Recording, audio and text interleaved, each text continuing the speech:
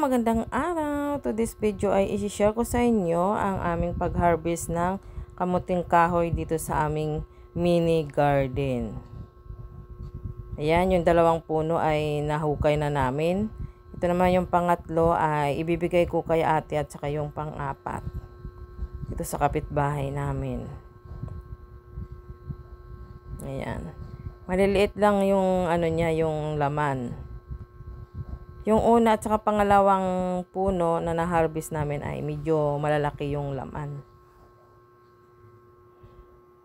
Yan, napapansin nyo, maliliit lang at ilan lang. Kasi ang pagtanim ng asawa ko ay patayo, hindi siya pahiga. Kaya siguro ganun yung naging konti yung laman ng kamote.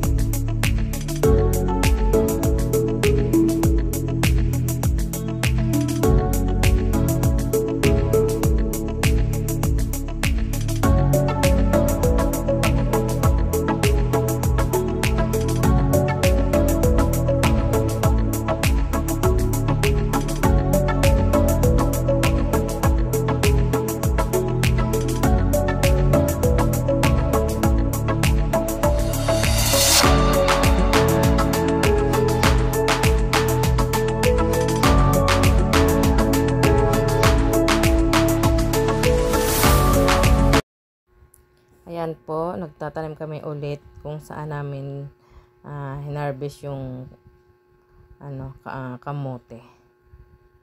Para mga ilang buwan naman ay may aanihin na naman kami ng pangalawang harvest. Bakanting lote po ito. Exist na ng developer. Dati kasi wala pa yung bakod, ngayon mayroon na, kung mapapansin nyo.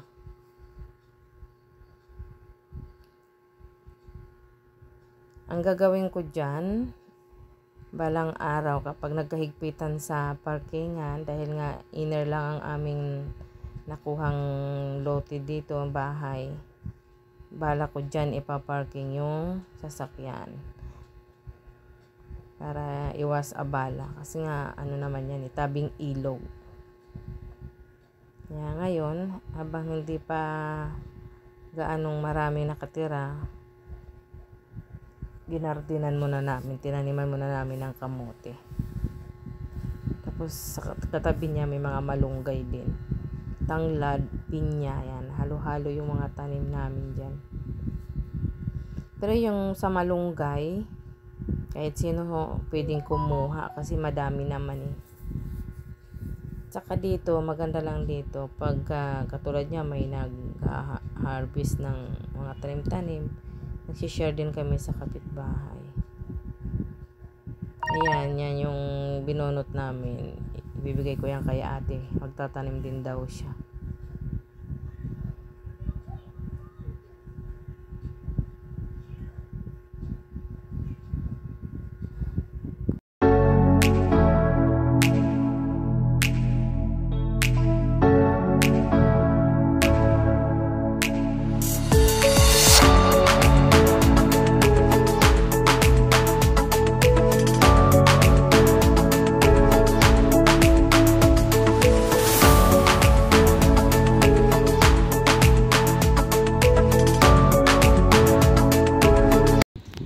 Ayan po yung aming na-harvest na unang dalawang puno na kamote. Yung dalawang punong kamote din ay ibinigay din namin yung harvest doon kay ate doon sa kapitbahay namin. Ayan. Kumbaga, share your blessing. Ika nga.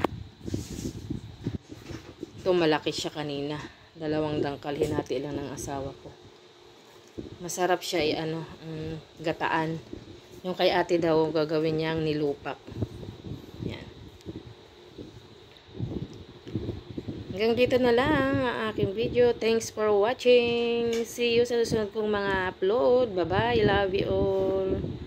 Don't forget to like and share. And subscribe. Bye-bye. Bring it down, bring it down, bring it down. I got 3 old thoughts,